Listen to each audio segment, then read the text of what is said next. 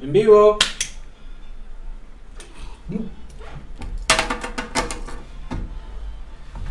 Hola, ¿qué tal? Bienvenidos y bienvenidas. Yo soy Aldo Hermenegildo y esto es una nueva edición de No hay cama para tanta gente por la señal de Barrio TV. Me pescaron infraganti y en realidad no quiero malas interpretaciones por si acaso. No sé, a las personas de generaciones muy antiguas deben recordar que existían los llamados cigarrillos sin filtro, esos que tenían una denominación muy peruana, de marca Inca, ¿no? Y eso es lo que tenía en la mano, porque bueno, en realidad hemos querido alegrarles un poco el día, a propósito de la noticia que debe ser el furor en las redes sociales y en todos los programas de televisión, que es las revelaciones del congresista morado Daniel Morales, que ha aceptado que es un habitual consumidor de cannabis, es decir, de marihuana, de hierba, de grifa, de paco, como lo quieran llamar. El asunto es, y la gran pregunta, ¿por qué eligió este momento para hacer esa confesión? Porque además esta confesión viene acompañada ahora de aparentemente la presentación de un proyecto de ley para permitir que se cultive el cannabis para actividades medicinales. Entonces uno se pregunta en realidad si esta confesión que hizo en estos días el señor Morales en una conversación con su candidato a la presidencia de la República, el señor Julio Guzmán, es algo espontáneo, porque ellos dicen que él en alguna declaración, esta conversación, esta suerte de té de tías, ¿no? de encuentro entre esas dos viejas que se encuentran para rajar un poco de su situación personal y de la de los demás, ¿no? Se encontraron. Y él dice que esto ha sido un acto de transparencia, pero ¿qué tan transparente puede ser esta situación? Porque algunos señalan que esto es una cortina de humo para ocultar las declaraciones de la señora Úrsula Moscoso. Esta señora que ustedes recordarán, Úrsula Moscoso, no sé si tenemos ahí la imagen de ella ahí, que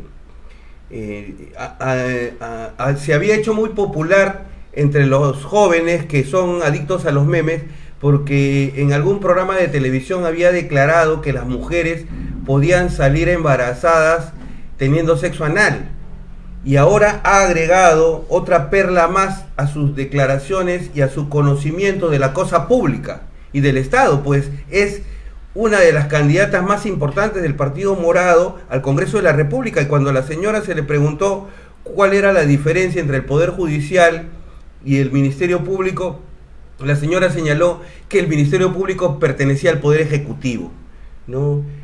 Nada más cercano seguramente a los anhelos y a los deseos del expresidente Martín Vizcarra, que el Ministerio Público dependiera del Poder Ejecutivo para de alguna manera hacerse de la vista gorda de una serie de problemas de corrupción e investigaciones que hasta ahora no parecen dar demasiados frutos. Pero bueno, si esto era una cortina de humo, efectivamente ha funcionado muy bien, porque la mayor parte de los canales de televisión no solamente le han dado cobertura al tema, y además han iniciado una amable discusión sobre el tema de la marihuana, sino para usos medicinales obviamente, sino que además es motivo de las declaraciones en redes.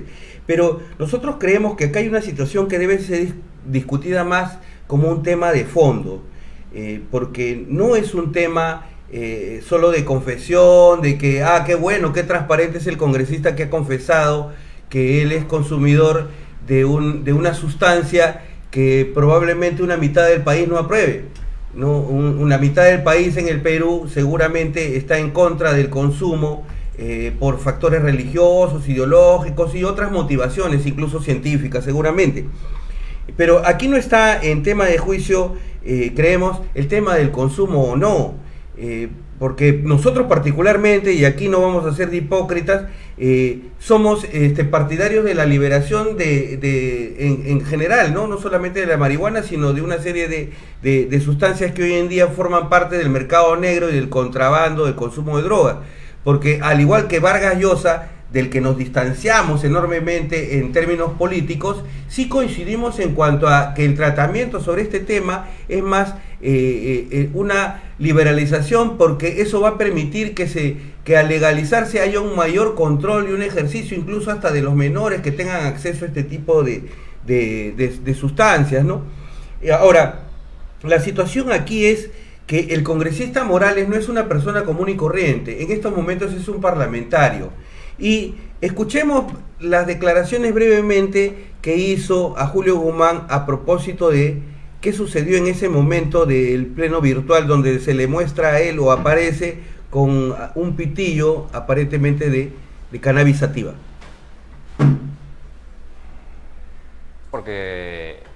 Porque fue mi primera intervención en el primer pleno virtual de la historia del Perú, donde intervengo por un tema serio, y estaba tan nervioso que termino y digo, bueno, me voy a fumar un tabaquito, que yo fumo enrollado, tú sabes, porque yo soy un fumador de marihuana de toda la vida, hace 20 años que soy fumador, he fumado con mis padres, con mis tíos. Entonces lo que dije es, bueno, sí es tabaco, pero yo soy fumador de marihuana por si acaso, y no tiene nada de malo, vamos a desestigmatizar. Bueno, como ustedes han escuchado, el señor fuma desde chiquito, ¿no? Y bueno, qué bueno por él, y qué bueno que tenga una familia tan liberal, porque él dice que fuma con el papá, con los tíos, probablemente con los hermanos, ¿no? Debe ser muy bacán eso de fumar con toda la gente pituca, y esto no es ningún resentimiento social, en la playa, ¿no? Soleándose o quizá a la luz de la luna, ¿no? Pero ese no es el tema central y el tema de fondo. Nosotros creemos que aquí lo que se plantea es una discusión que aparentemente cada día se hace muy tenue o muy difusa, que es la separación entre lo público y lo privado. Un teórico de la política llamado Norberto Bobbio, ¿no?, que no era precisamente un radical, sino más bien un liberal, un teórico de la política, un clásico, digamos, que es estudiado en la ciencia política tanto como por los estudiantes de Derecho también, escribió un libro llamado Estado, Gobierno y Sociedad, a mediados de los 80, en el que para entender el mundo político separaba todas las esferas en dos dimensiones dicotómicas. Entonces establecía que a partir de lo que llamaríamos el contrato social y la vida y el ingreso a la modernidad, es decir, cuando ya dejamos de ser, pasamos a ser una república, ¿no? En esta teoría del contrato social, en la esfera civil existe un mundo público y un mundo privado. Entonces, lo público es aquello que nos interesa a todos. Por ejemplo, el tema de la limpieza, el tema de la seguridad, el tema de la salud, por ejemplo. Hay temas básicos, ¿no? Temas que interesan a todo el mundo, y hay temas que pertenecen al mundo privado. Es decir, a nadie le interesa si yo uso o no uso ropa interior, si yo me corto o no me corto las uñas de los pies, si yo tomo agua, tomo café, tomo leche, tomo chocolate o tomo algún tipo de bebida. A nadie le interesa eso para el mundo público. Eso es el mundo privado. Entonces, ¿cómo se separa esta situación en esta suerte de confesión? Además de que el congresista acepta que era su primer pleno virtual y que estaba muy, muy incómodo. Y aún así fuera tabaco. Imaginemos que fuera un tabaquito, ¿no? No es lo mismo que el señor estuviera en su curul, ¿no es cierto? En la curul probablemente nadie vea a un congresista prendiendo un cigarro, un puro, o mucho menos un paco de marihuana. Es muy complicado, ¿no? Pero estas son las licencias que nos da el mundo virtual, donde parece que la separación entre lo público y lo privado se hace más tenue, ¿no? Y se hace más permisiva. y no resulta particularmente para nosotros creíble que eso sea beneficioso. ¿Por qué? Porque eso resulta de que, claro, él está en la comodidad de su casa y él puede hacer eso pues como un parlamentario y puede decir muy bacán, qué bueno, pues yo lo confieso, sí, me tiro mi paco de marihuana, pero uno no se va al trabajo, al menos aquí en este país, a tomarse 2, 3, 4 chelas, ¿no? Aunque eso no le afecte al trabajo, entre comillas, uno no está viendo bebidas en pleno ejercicio laboral o productivo. Entonces, nadie está aquí calificando, descalificando que consuma o no. Ese no es el problema. El problema es el lugar donde lo hace y el momento en el que lo hace y además las razones por las que lo hace. Porque resulta que él aprovecha esta circunstancia para presentar un proyecto de ley sobre cannabis medicinal. ¿Y por qué no lo hizo apenas ingresó al Congreso? Es más, el señor ha declarado que él ha confesado que fuma marihuana hace 7 meses. Entonces, precisamente, ¿por qué aprovecha esta coyuntura recién, justamente casi faltando poco tiempo para terminar ya y entregar el mando al próximo Congreso? ¿Por qué ahora recién se le ocurre hablar de esto y hablar en este momento? Sí parece una cortina de humo, porque sí ha distraído a la gente de la no sé cómo llamarlas, como las torpes declaraciones de la señora Moscoso, hablando de que el Ministerio Público pertenece al Poder Ejecutivo. Esa es la calidad de los parlamentarios que se presentan a estas elecciones por el Partido Morado, y no es la primera vez que lo hace, es la segunda vez que esta señora postula. Y definitivamente eso hubiera sido un escándalo y hubiera sido mucho más difícil de tragar y mucho más difícil de justificar que toda esta pantomima de hacerse liberal y de que uno es un fumón bacán, ¿no? Un tío chévere que comprende las juventudes y que simplemente la gente que lo critica son conservadores y reaccionarios. No, señor Olivares. Hay que separar lo público y lo privado, y es bien complicado que alguien en su curul se fume incluso un cigarrillo, y uno no se puede dar esas licencias porque uno está nervioso y justificarlo de esa forma. Entonces no estamos entendiendo eso. Además, uno debería, algunos de ustedes los mayores deben saber que antes a la gente, para sacar la información, existía un organismo del Ministerio del Interior que se llamaba Seguridad del Estado. En Seguridad del Estado a la gente se la torturaba para obtener su información personal, sus datos personales, quiénes eran sus amigos, dónde vivía, qué comía, de qué vivía. Ahora eso ya no es necesario, porque ahora la gente, sin que se lo pida, entrega esa información, incluso para uso de los delincuentes y de los ladrones, porque justamente muchos delincuentes estudian los perfiles de Facebook de sus probables víctimas, ¿no? Entonces, como esto es tan difuso en el internet, parece ser que ya ha desaparecido, pero no existe esa desaparición. Existe un mundo público, un mundo que interesa a todo el mundo, por ejemplo, los gastos del Estado, cuánto gastan los ministros, cuánto cuestan las vacunas, y existe un mundo privado, es decir, lo que yo les decía, ¿no es cierto? Si mi pareja o mi señora usa ropa interior o no, eso es el mundo privado, eso no le interesa a nadie. Entonces, esas cosas hay que tenerlas claras. Pero bueno, porque tenemos una prensa mermelera y no es una novedad que no debe ser una sorpresa que la señora Mávila Huerta hoy en día haya aparecido este último domingo conduciendo Cuarto Poder. Ahora la señora está, como se dice en el argot popular, está dobleteando, está dupleteando, ¿no? No solamente conduce Cuarto Poder, sino también tiene su programita en Canal N, que se transmite de lunes a viernes. Es decir, cobra a dos manos, a manos llenas, precisamente porque es la periodista más crítica, más incisiva, más mordaz, la periodista que implacable cuando se trata de entrevistar a personajes que están en el poder o a quienes son amigos de los personajes en el poder. Porque la señora tuvo el privilegio recuerdo claramente, de entrevistar a Martín Vizcarra una semana determinada, y a la semana siguiente entrevistaba al expresidente Ollanta Humala, que le recomendaba al presidente Vizcarra que disuelva el Congreso, ¿no? Y todo parecía como una suerte de ping-pong, ¿no? Todos, me hacía recordar esta famosa escena que siempre se recuerda entre Zenaida Solís y Fujimori.